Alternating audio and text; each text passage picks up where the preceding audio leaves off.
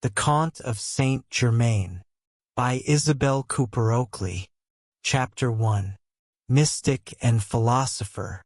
He was, perhaps, one of the most eminent philosophers of historical record, a benefactor of humanity, desiring wealth solely that he might alleviate the distress of the impoverished, and a friend to the animal creation. His heart was concerned exclusively with the welfare of others. Memoirs of My Time. His Serene Highness Landgrave Charles, Prince of Hesse. During the final quarter of each century, a deliberate attempt is made by those masters of whom I have spoken to foster the spiritual progress of humanity. Towards the close of every century, one will invariably observe that a significant outpouring or resurgence of spirituality, or mysticism, if one prefers, has occurred. One or more individuals have appeared in the world as their emissaries, through whom a greater or lesser measure of esoteric knowledge or doctrine has been disseminated. The key to theosophy. Helena Blavatsky.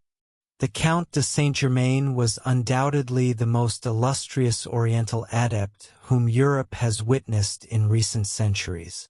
Theosophical Glossary. Helena Blavatsky. Among the enigmatic and mysterious personages with whom the 18th century was so richly endowed, none has garnered more widespread commentary and fascination than the mystic known as the Count de Saint-Germain. Characterized variously as a romantic hero, a charlatan, a swindler, and an adventurer, he was the recipient of a diverse and copious array of epithets. Despised by the multitude, yet cherished and revered by a select few, the passage of time has not yet rent the veil that concealed his authentic mission from the superficial observers of his era.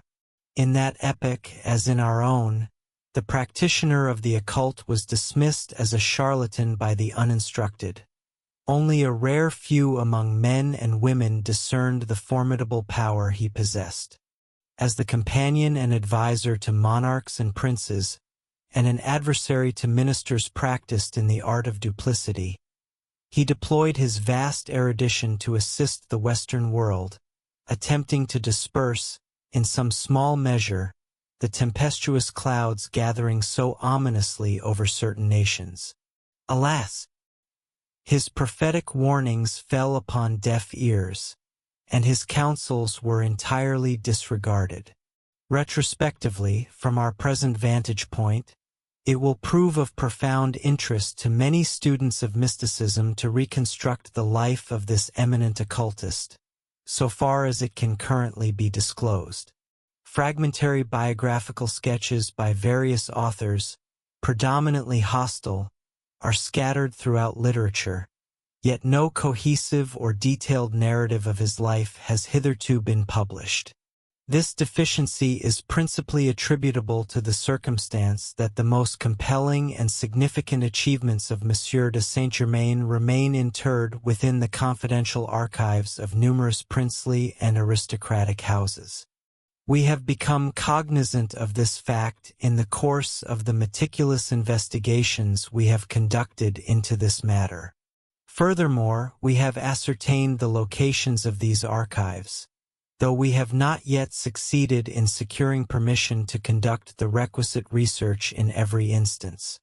It must be remembered that the Count de Saint-Germain, alchemist and mystic, is not a member of the French family of Saint-Germain, from which descended Count Robert de Saint-Germain. The latter, born in the year 1708 at Lons-le-Saulnier, was initially a member of the Society of Jesus, and subsequently entered, in succession, the French, Palatine, and Russian military services.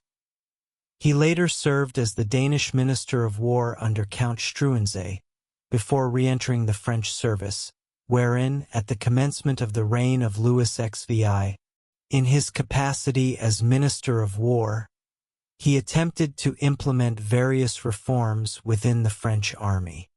These innovations provoked a tempest of indignation, leading to his dismissal by the king, and he ultimately expired in 1778. He is so frequently conflated with his mystic and philosophical namesake that, in order to dispel the prevailing ignorance on this matter, it is necessary to present these brief details illustrating the distinction between the two men. Unfortunately, the ignominy into which the soldier fell is far too often attributed to the mystic, to whom we shall now direct our undivided attention. That Monsieur de Saint-Germain maintained intimate relations with numerous personages of high estate in various countries is entirely undeniable. Indeed, the testimony on this point is overwhelming. That such associations should engender jealousy and malevolent speculation is, regrettably, a phenomenon not unique to any century. Let us, however, observe the testimonies of some of these aristocratic associates. When questioned by Duke Charles Augustus concerning the preternatural longevity of this mystic, the Landgrave of Hesse-Philips Barchfeld replied, "We cannot speak with certainty on that point.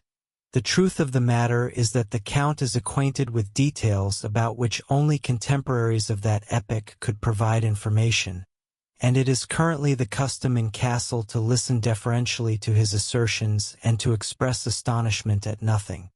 The Count is recognized as being far from an importunate sycophant. He is a gentleman of refined society, with whom all are pleased to associate. He, in any event, maintains close relations with many individuals of considerable distinction, and exerts an incomprehensible influence over others. My cousin, Landgrave Charles of Hesse, is deeply attached to him. They are zealous Freemasons and collaborate in all manner of occult arts. He is reputed to hold communion with spirits and preternatural entities, who manifest at his bidding. Mr. Mauvillain, notwithstanding his personal prejudice against Monsieur de Saint-Germain, is compelled to acknowledge the Duke's esteem for the eminent alchemist. Indeed, upon his rumored demise being reported in the contemporary Brunswick newspaper, wherein Monsieur de Saint-Germain was characterized as a man of erudition, a lover of truth, devoted to the good and contemptuous of baseness and deceit, the Duke himself wrote to the editor, expressing his approbation of the notice. In France, Monsieur de Saint-Germain appears to have enjoyed the personal patronage and affection of Louis XV, who repeatedly declared that he would tolerate no derision directed at the Count, who was of noble lineage. It was this favor and protection that prompted the Prime Minister, the Duke of Choiseul, to become a bitter adversary of the mystic, despite having previously been well disposed toward him. Indeed, the Baron de Gleichen states in his memoirs, Monsieur de Saint-Germain frequented the residence of Monsieur de Choiseul, and was received there with great hospitality. The same author, who subsequently became one of his devoted disciples, testifies that Monsieur de Saint-Germain abstained from meat and wine, adhering strictly to a rigorous regimen.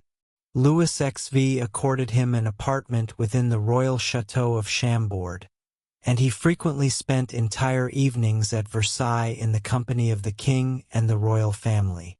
One of the primary difficulties encountered in tracing his history lies in his frequent alterations of name and title, a practice that appears to have engendered considerable hostility and no small measure of skepticism.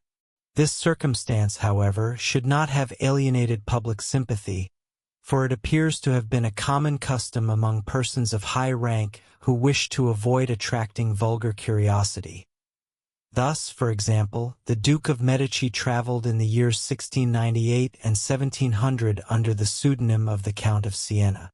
Count Marcolini, when journeying from Dresden to Leipzig to meet Monsieur de Saint-Germain, assumed an alias. Electoral Prince Frederick Christian of Saxony traveled in Italy from 1738 to 1740 under the pseudonym of Count Lausitz. Virtually all members of the reigning dynasties of Europe during the preceding century, and indeed in our own, adopted this identical practice.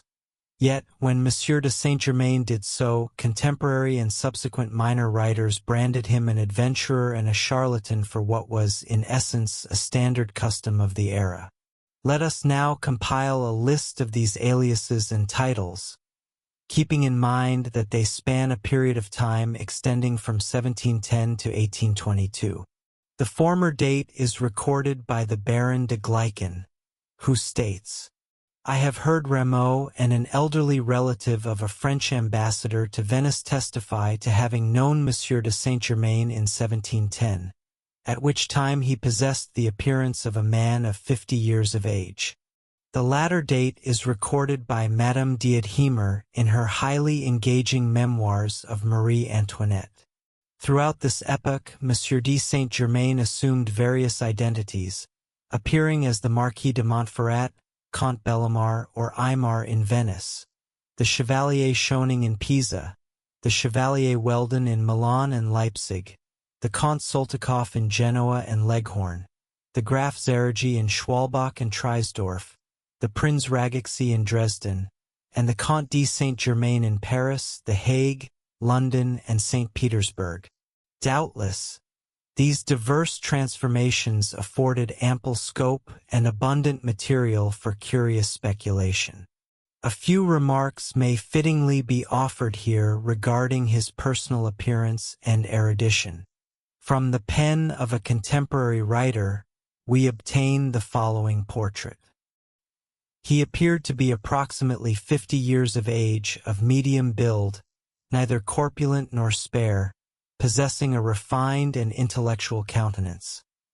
He attired himself with utmost simplicity, yet with exquisite taste, adorned with the most brilliant diamonds upon his snuff-box, watch, and shoe-buckles.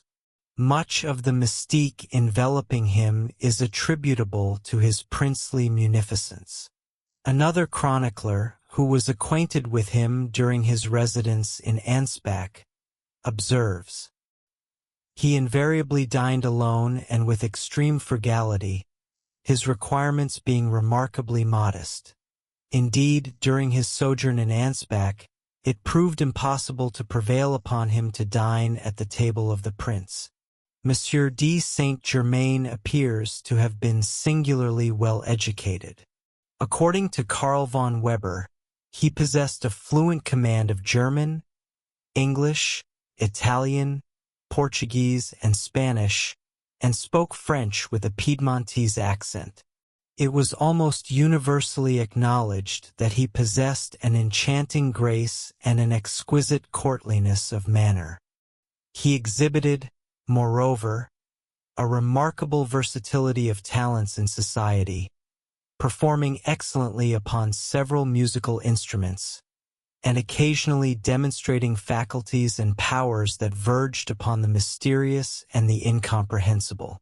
For instance, on one occasion, having had the first 20 verses of a poem dictated to him, he transcribed them simultaneously with both hands upon 2 separate sheets of paper, such that no one present could distinguish the one manuscript from the other. To establish an orderly sequence, it is expedient to divide our material into 3 parts. Theories concerning his lineage and character, interspersed with personal details, some of which we have already briefly observed. His travels and erudition, his political and mystical endeavors. Commencing, therefore, with our first division, the hypotheses regarding his birth and nationality are numerous and diverse. Various authors, guided by their respective prejudices, trace his descent from either a prince or a tax collector, seemingly as caprice dictates. Thus, among other putative parentages, he is conjectured to be descended from the widow of Charles II, the father being a Madrid banker, a Portuguese Jew, an Alsatian Jew, a tax collector in Rotondo, the King of Portugal, Franz Leopold, Prince Ragexy of Transylvania. This latter hypothesis appears to be the correct one, according to the most authoritative sources yet discovered, as well as other documentation to which we have obtained access regarding this matter. This theory is likewise supported by George Hezekiel in his Adventurous Fellows, Berlin, 1862. Karl von Weber similarly asserts that Monsieur de Saint-Germain openly appeared in Leipzig in 1777 as Prince Ragexy, and that he was frequently known as the Graf Zeregi, which latter designation is merely an anagram of Ragexy. This final circumstance we have verified in another compelling series of articles, to which we shall subsequently refer, authored by an individual who was acquainted with him at Ansbach under the name of Zeregi. Another author remarks, his true origin would, perhaps, had it been revealed, have compromised personages of high standing. And this is the conclusion at which, after diligent investigation, we also have arrived.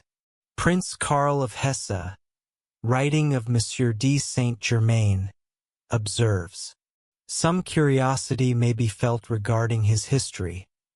I shall delineate it with the utmost fidelity, according to his own recitals, appending therewith any necessary explanations.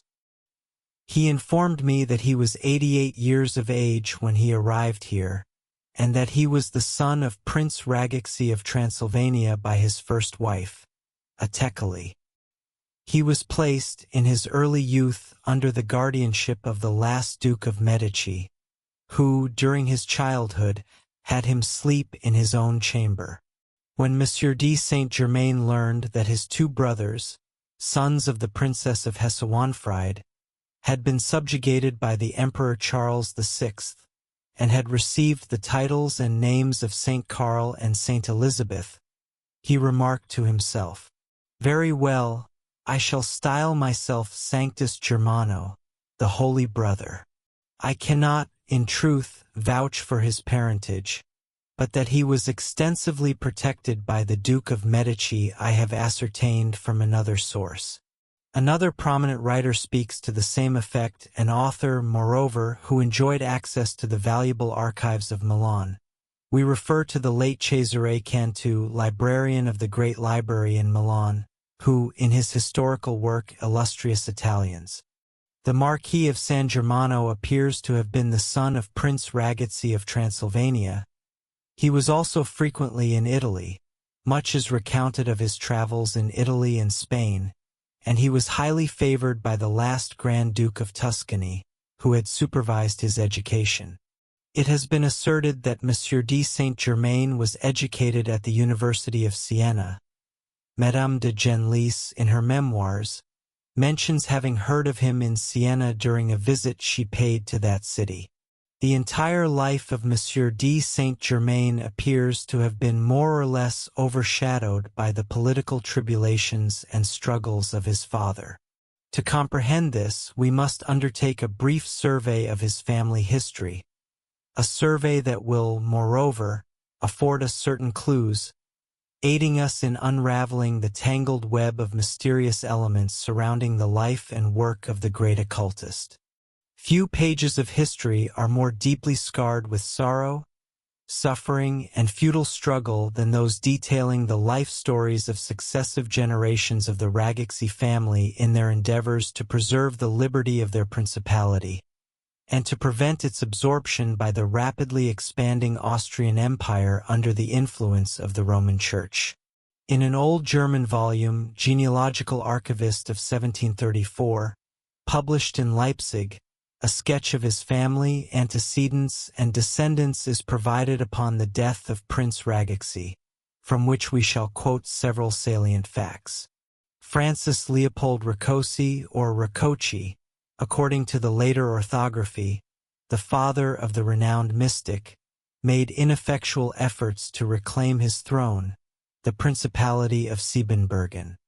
The Ragexy estates were vast and of great value, and Prince Francis, the grandfather of the mystic of whom we write, had perished in a hopeless struggle to preserve his liberty.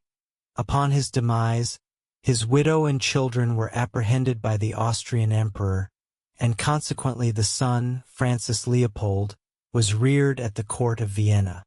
As our informant states, the widowed princess was compelled to surrender her children, together with their estates, to the emperor, who declared that he would assume their guardianship and be responsible for their education. This arrangement was concluded in March 1688. When, however, Prince Francis attained his majority, his estates, albeit with numerous restrictions and limitations, were restored to him by the Emperor of Austria. In 1694, this Prince Ragicsy married, at Cologne on the Rhine, Charlotte Amalia, daughter of the Landgrave Karl von Hesse-Wanfried. Of this union, 3 children were born: Joseph, George, and Charlotte. Almost immediately following this period, Prince Ragicsy began to instigate conspiracies among his nobles against the Austrian Empire, with the objective of reclaiming his sovereign power. The history of this struggle is profoundly interesting in every aspect, and singularly pathetic. The prince was defeated, and all his estates were confiscated. The sons were compelled to relinquish the name of Ragicsy and to assume the titles of Saint Carlo and Saint Elizabeth. Let us observe what Hezekiel has to say on this matter, for he has conducted extremely meticulous investigations into the subject. Indeed, we are inclined to believe that the Comte de Saint-Germain was the younger son of Prince Franz Leopold Ragicsy and the Princess Charlotte Amalia of Hesse-Wanfried. Franz Leopold wed in 1694, a union that produced 2 sons who were subsequently captured by the Austrians, reared in the Roman Catholic faith, and compelled to renounce the dreaded patronymic of Ragicsy. The eldest son, assuming the title of the Marquis of San Carlo, escaped from Vienna in 1734. In that same year, following a series of feudal struggles, his father passed away at Rodosto in Turkey and was interred in Smyrna. The eldest son subsequently received his father's Turkish pension and was recognized as the Prince of Siebenbürgen.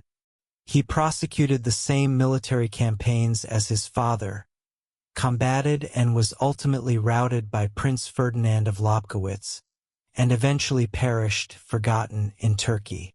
The younger brother abstained from participating in his elder sibling's enterprises, and consequently appears to have maintained consistently amicable relations with the Austrian government. Hostile commentators have cultivated an aura of mystery surrounding the considerable wealth of the Count of Saint-Germain and his perpetual access to abundant resources. Indeed, those detractors who delighted in labeling him a charlatan and an impostor did not hesitate to insinuate that his fortunes were illicitly acquired, with several asserting that his riches were amassed by deceiving others and exerting an undue influence over them. If we consult the previously mentioned archivist, we encounter highly precise information that elucidates not only the provenance of the mystic's vast fortune, but also the reasons behind his exceptionally cordial reception by the King of France and his renown across the courts of Europe. We are dealing here not with an obscure adventurer, but with a man of princely blood and near-royal lineage. Reverting to the ancient chronicle, we discover in the volume of 1736 the testament of the late Prince Franz Leopold Ragicsy, which makes mention of both previously named sons, as well as a third. The document further indicates that Louis XIV had purchased real estate for Prince Ragicsy from the Polish Queen Maria, the revenues of which were invested, by royal decree, in the City Hall of Paris. It is also recorded that substantial legacies were bequeathed, to be claimed from the French crown. The executors of this testament were the Duke of Bourbon, the Duke of Maine, and the Count of Charleroi and Toulouse. To their guardianship Prince Ragicsy entrusted his third son, to whom he also bequeathed a significant legacy and further entitlements regarding this valuable estate. Consequently, we must dismiss the hypotheses characterizing Monsieur de Saint-Germain as a destitute, nomadic adventurer seeking to exploit any benevolent individual. Such were the assertions and theories advanced by the journalists and reviewers of the era within the prominent periodicals of the day. Regrettably, a sort of hereditary bias prevails among this class of writers. Indeed, there is a striking parallel between the vitriol directed by the 19th century press toward contemporary, daring occultists and the insults leveled against Monsieur de Saint-Germain and other mystics of lesser renown and significance. We shall now transition from this aspect of our inquiry to some of the personal anecdotes recorded about Monsieur de Saint-Germain, the most intriguing of which are perhaps those recounted by an associate who knew him intimately in Ansbach during his period of close association with the Margrave. It appears that the mystic paid 2 separate visits to Schwalbach, whence he departed for Treisdorf. We shall allow the chronicler to speak directly on this matter. Upon learning that a singular and highly engaging stranger was residing in Schwalbach, the Margrave of Brandenburg-Ansbach invited him to visit Treisdorf in the spring. Count Zerigi accepted this invitation on the condition that he be permitted to live according to his own habits, entirely undisturbed and in tranquility. He was accommodated in the ground-floor apartments of the castle, directly beneath those occupied by Mademoiselle Clarin, while the Margrave and his consort resided in the Falkenhaus. Count Zerigi employed no personal servant. He dined with the utmost simplicity in his own chambers, which he rarely vacated. His requirements were remarkably modest, and he shunned general society, choosing to spend his evenings exclusively in the company of the Margrave, Mademoiselle Clarin, and such guests as the Margrave saw fit to assemble. It proved impossible to induce Count Zerigi to dine at the sovereign's table, and he met the Margravine on only a few occasions, notwithstanding her immense curiosity to make the acquaintance of so eccentric an individual. In conversation, the Count proved exceptionally engaging, displaying a profound understanding of human nature and the world. He was always particularly pleased to speak of his childhood and of his mother, of whom he never spoke without profound emotion, often with tears welling in his eyes. If his accounts were to be credited, he had been reared in a manner befitting a prince.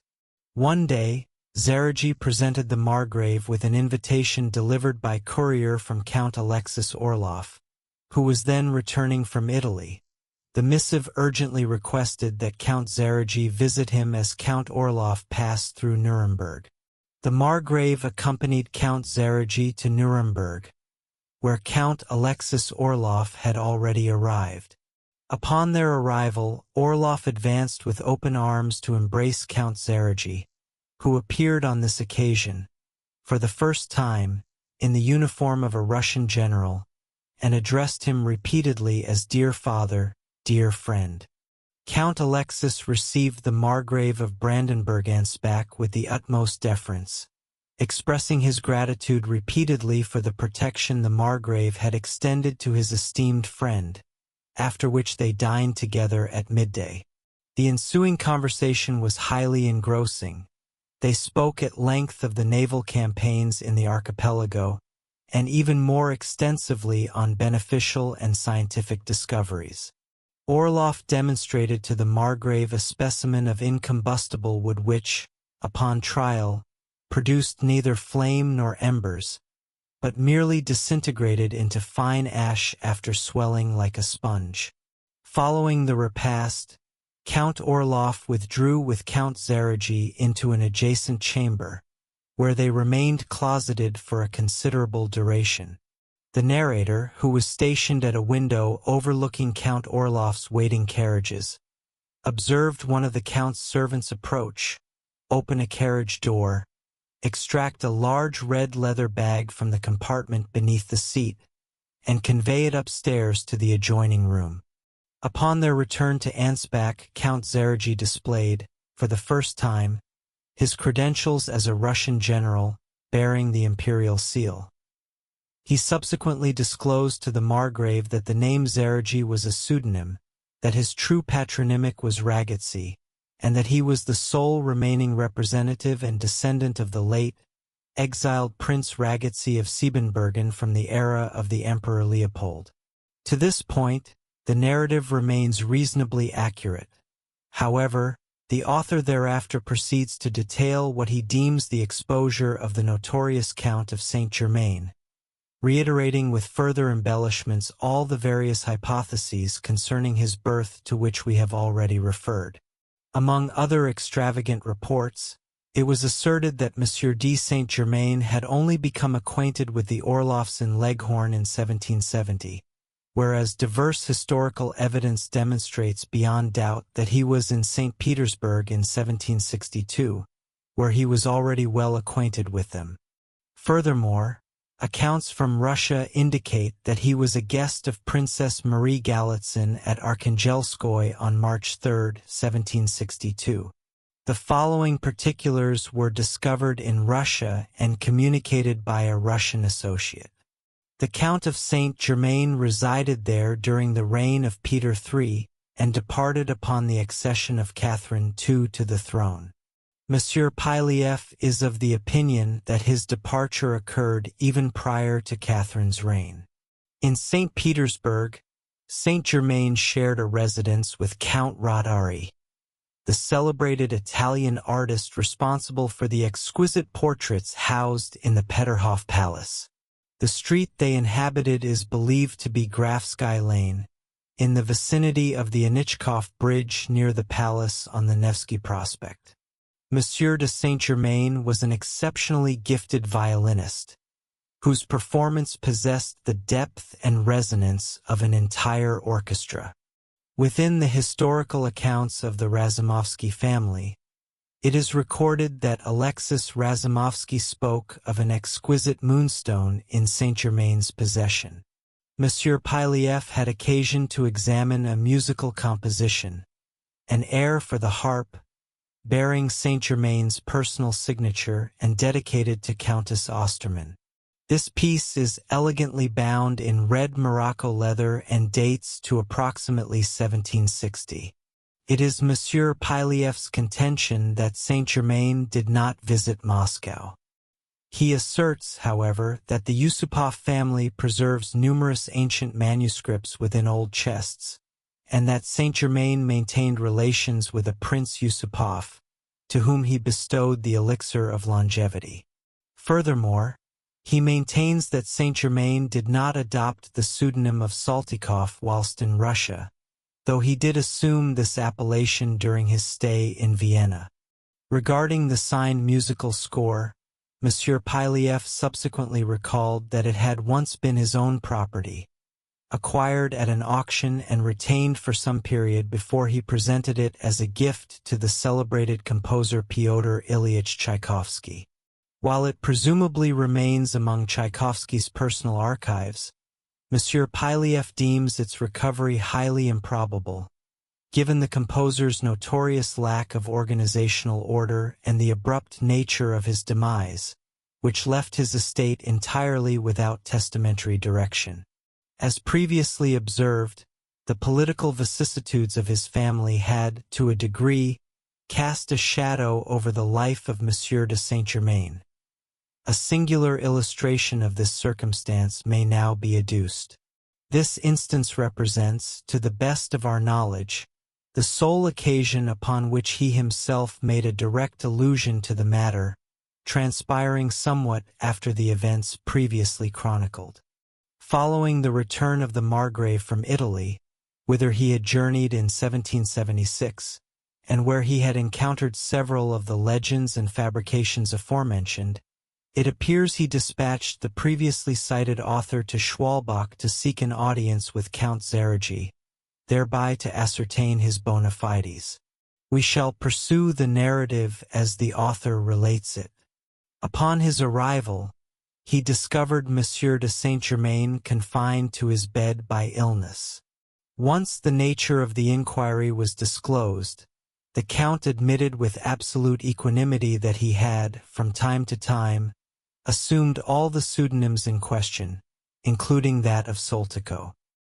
He asserted, however, that he was universally recognized under these various names as a man of honor, and declared that should any slanderer presume to accuse him of illicit dealings, he stood prepared to vindicate his character in the most conclusive manner, provided he were informed of the specific charges and the identity of the accuser who dared assail him.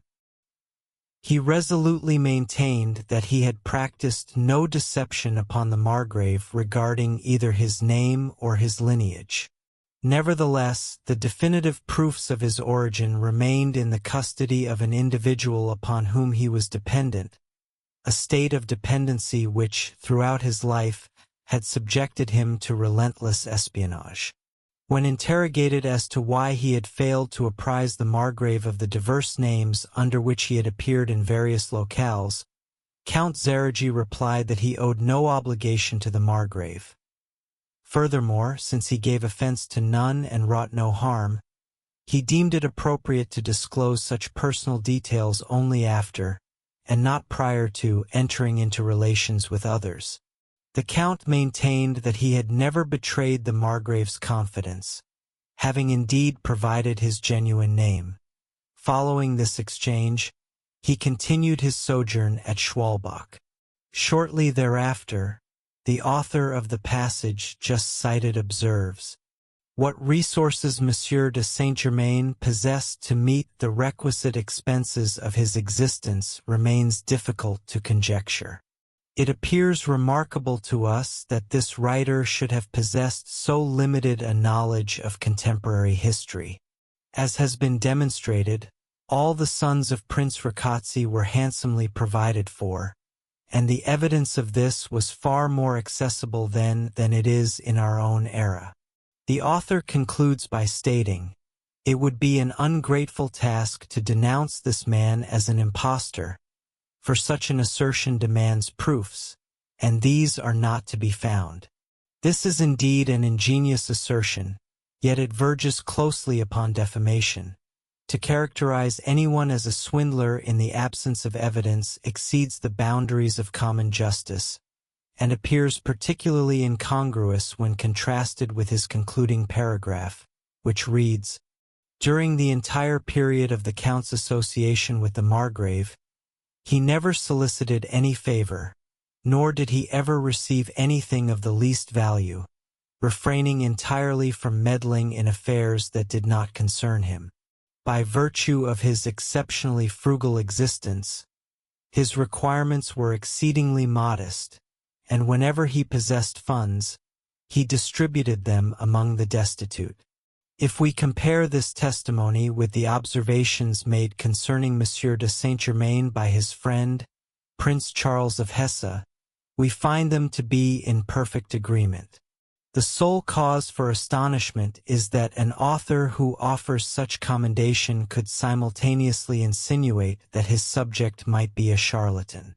If such encomiums may justly be bestowed upon an adventurer, then the world would be infinitely better served were more of his caliber to be found. We shall encounter similar remarkable contradictions in the works of various commentators as we progress further into the biography of Monsieur de Saint-Germain. Chapter 2. His Travels and Knowledge. The unadulterated veneration of nature in the earliest patriarchal epochs became the exclusive inheritance of those solitary souls capable of discerning the noumenon beneath the phenomenon. Subsequently, the initiates transmitted this sacred knowledge to mortal sovereigns, just as their divine masters had imparted it to their ancestors. It was both their privilege and their solemn duty to disclose such secrets of nature as would benefit humanity. No individual could truly claim the title of initiate who lacked the power to heal, nay, to summon back to life from apparent demise those who, having been neglected too long, would otherwise have perished in their state of lethargy. Those who manifested such extraordinary faculties were immediately elevated above the populace, revered alike as kings and initiates. The secret doctrine. Let us now reconstruct, to the extent that detailed records permit, the itinerary of Monsieur de Saint-Germain during his extensive travels. That he journeyed through Africa, India, and China may be inferred from various intimations of his own, as well as from testimonies recorded by numerous chroniclers at different periods. That these wanderings should appear purposeless and inconsequential to such observers is scarcely surprising. Yet to students of mysticism, and particularly to those for whom the Great Lodge represents a reality and a necessity in the spiritual evolution of humanity, the far-reaching travels of this emissary will evoke no astonishment. Rather, such seekers will look beneath the surface, striving to comprehend the mission and the labor he was destined to perform among the children of men.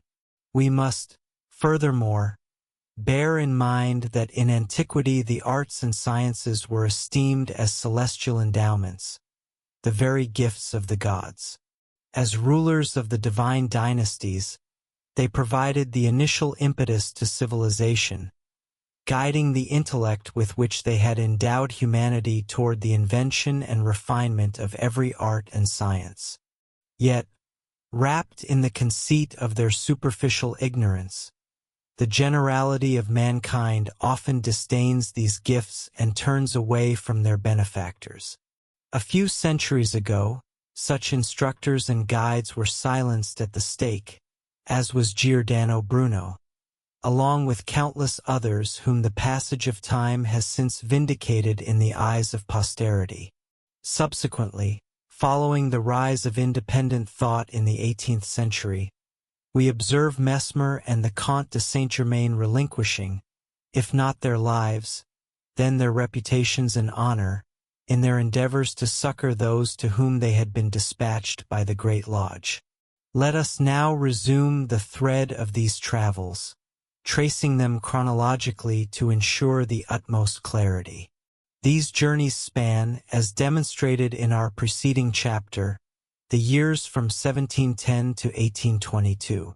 We shall, however, be unable to treat each period exhaustively, for Monsieur de Saint-Germain frequently vanished for many months at a time. The earliest extant records we can assemble are as follows.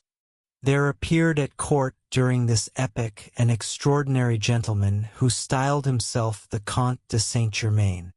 Initially, he distinguished himself by his brilliance and the vast diversity of his talents. However, he soon excited the profoundest astonishment in quite another regard. The venerable Countess von Georgi, who half a century prior had accompanied her husband to Venice upon his appointment as ambassador, recently encountered Saint-Germain at the salon of Madame de Pompadour. For a considerable interval, she observed the stranger with manifestations of the utmost astonishment, wherein was mingled no small measure of trepidation. At length, unable to restrain her agitation, she approached the Count, prompted more by curiosity than by fear. "Would you have the kindness to inform me," inquired the Countess, "whether your father resided in Venice circa the year 1710? "No, madame," replied the Count with complete equanimity. "It is a far longer time since I lost my father. However, I myself resided in Venice at the close of the preceding century and the commencement of the present one. I then had the honor of paying court to you, and you were gracious enough to admire several barcarolles of my own composition, which we were accustomed to sing together. Forgive me, but that is an impossibility. The Count de Saint-Germain whom I knew in those days was at least 45 years of age, whereas you, at the very most, appear to be of that age at present." "Madam," replied the Count with a smile, "I am indeed very old. But in that case you must be nearly a century old." "That is by no means impossible. Thereupon, the Count recounted to Madame von Georgi a multitude of intimate and familiar details pertaining to their mutual experiences during their sojourn in the Venetian states. He offered, should she still harbor doubts, to recall to her memory certain circumstances and remarks, which— No, interrupted the elderly ambassadress. I am already convinced. Nonetheless, you are a most extraordinary man, a very devil. For pity's sake, exclaimed Saint Germain in a commanding, thunderous voice, utter no such names. He appeared suddenly seized with a convulsive trembling in every limb, and precipitately withdrew from the apartment. I resolved to become more intimately acquainted with this singular individual.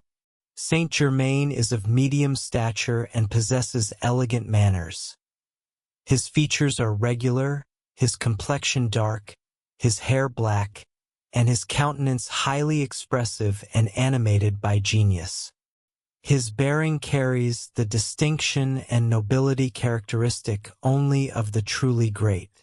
The Count dresses with simplicity, yet with exquisite taste. His sole indulgence consists of a vast profusion of diamonds, wherewith he is virtually covered. He wears them upon every finger, and they are embedded within his snuff-boxes and his watches. On one occasion, he appeared at court wearing shoe-buckles which Monsieur von Gontot, an eminent authority on precious stones, valued at 200,000 francs. It is highly noteworthy that the Count speaks French, English, German, Italian, Spanish, and Portuguese with equal perfection, to such a degree that when he converses with the natives of these respective countries in their mother tongue, they are utterly unable to detect the slightest foreign accent. Both men of letters and Oriental scholars have put the erudition of the Count of Saint-Germain to the proof. The former discovered him to be more proficient in the tongues of Homer and Virgil than they themselves were, while with the latter he conversed in Sanskrit, Chinese, and Arabic in a manner which demonstrated that he had made a prolonged sojourn in Asia, and that the Oriental languages were but superficially acquired in the colleges of Louis the Great and Montaigne. The Count de Saint-Germain was able to accompany on the pianoforte, without sheet music, not only any vocal piece but also the most intricate concertos composed for various instruments. Rameau was profoundly impressed by the performance of this dilettante, and was particularly struck by his powers of improvisation. The Count paints exquisitely in oils, yet that which renders his canvases so remarkable is a unique pigment of his own discovery, a secret formulation that imparts an extraordinary brilliance to his work. In his historical compositions, Saint-Germain invariably adorns the attire of the female figures with sapphires, rubies, and emeralds of so vibrant a hue that they appear to have derived their luster from actual gemstones. Van Loo, who is tireless in his admiration of this astonishing coloration, has frequently entreated the Count to share his secret. The latter, however, steadfastly declines to divulge it. Without wishing to pass judgment upon the accomplishments of a fellow creature, concerning whom, at the very moment of this writing, both the court and the town have exhausted every conjecture, one may, I believe, reasonably assert that a portion of his seemingly miraculous feats is attributable to his profound grounding in the sciences of physics and chemistry. In any event, it is manifest that his learning has provided him with the foundation of robust health, promising a lifespan that will exceed, or has already exceeded, the span ordinarily allotted to mankind, and has likewise furnished him with the means of preserving the physical frame from the ravages of time. Among the other assertions regarding the Count's astonishing attributes conveyed to the royal favorite by Madame von Georgi following their reunion after so great an interval, was that during her initial residence in Venice, she had received from him an elixir which, for a full quarter of a century, preserved without alteration the youthful charms she had possessed at 25. Elderly gentlemen whom Madame de Pompadour interrogated regarding this singular occurrence confirmed its veracity, adding that the arrest of the aging process in Madame von Georgi, attested to by these senior observers, rendered the account all the more plausible. One evening at a gathering, Saint Germain accompanied several Italian airs for the young countess, subsequently so celebrated under the name of the Countess de Geniis, who was then but 10 years of age. When she had finished her song, the Count remarked to her, "In 5 or 6 years you shall possess a most beautiful voice, which you will retain for a long period. In order to perfect this charm, you must also preserve your beauty, which will be your fortunate destiny between your 16th and 17th years." "But, Count," replied the child, whilst allowing her delicate fingers to glide over the keys, "that is not within the power of any mortal." "Oh, indeed it is," answered the Count with nonchalance. "Merely tell me whether it would afford you pleasure to remain at that age? Indeed, that would be delightful." "Very well, I promise it to you." And with that, Saint Germain turned the conversation to other matters. Emboldened by the affability of this distinguished gentleman, the Countess's mother ventured to inquire whether Germany was his native land. "Madam," he murmured, sighing deeply, "there are certain matters of which one is not permitted to speak. Suffice it to say that at 7 years of age, I was a fugitive wandering in the forests, and a price had been set upon my head. On my birthday, my mother, whom I was destined never to see again, bound her portrait about my arm. I shall display it to you." At these words, Saint Germain drew up his sleeve and exhibited to the ladies the miniature of an exceptionally beautiful woman, depicted, however, in a rather singular costume. "To what period does this attire belong?" inquired the young Countess. Without replying to her inquiry, the Count lowered his sleeve and introduced another topic of conversation. Each day brought some fresh marvel to surprise those in the company of the Count of Saint Germain. Shortly before, he had presented Madame de Pompadour with a bonbonniere which elicited universal admiration. It was exquisitely crafted in black enamel, and upon the lid was set an agate. The Count requested the Marquise to place the box near the hearth. A few minutes later, she went to retrieve it. How great was the astonishment of all present! The agate had vanished, and in its stead appeared a lovely shepherdess in the midst of her flock. Upon the bonbonniere being once more placed near the fire, the shepherdess vanished, and the agate reappeared. This occurrence was recorded in 1750, though the events described transpired in 1723. It must be carefully observed that all the personal associates of Monsieur de Saint-Germain occupied elevated positions, principally Austrians and Hungarians of high birth and noble lineage, indeed, his own kith and kin.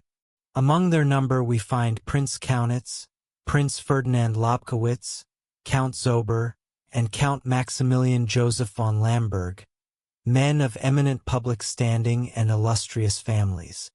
From 1737 to 1742, our mystic resided at the court of the Shah of Persia, and it is here that he presumably acquired his expertise in diamonds and precious gems, for according to his own highly credible assertion, it was here that he commenced his comprehension of the secrets of nature, though his laboriously acquired erudition suggests a protracted period of meticulous study.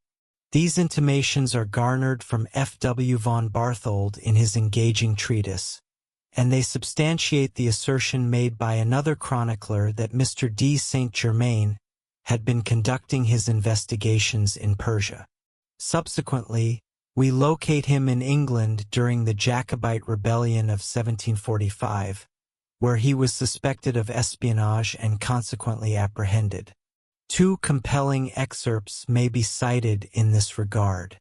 The first is extracted from the diverting correspondence of Horace Walpole addressed to Sir Horace Mann, the British envoy at Florence.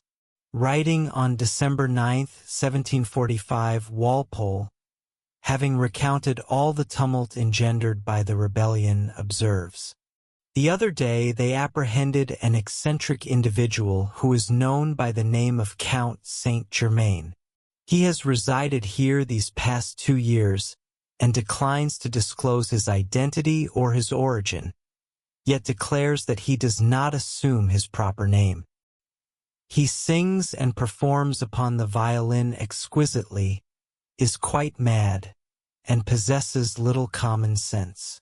The second allusion to this sojourn in England is preserved in Reed's Weekly Journal or British Gazetteer, dated May 17, 1760, and reads as follows. The author of the Brussels Gazette informs us that the individual styling himself Count of Saint Germain, who recently arrived here from Holland, was born in Italy in the year 1712. He speaks German and French with the same fluency as Italian, and articulates his thoughts commendably well in English. He possesses a versatile acquaintance with all the arts and sciences, is an accomplished chemist, a virtuoso in music, and a most delightful companion. In 1746, he stood on the verge of ruin while in England. An individual, incited by jealousy regarding a certain lady, surreptitiously placed a letter in his pocket ostensibly written by the young pretender, and forthwith caused him to be arrested by a state messenger. His innocence having been thoroughly established upon examination, he was released from the custody of the messenger and invited to dine by Lord Holderness. Those acquainted with him will regret to learn that he has incurred the displeasure of His Most Christian Majesty.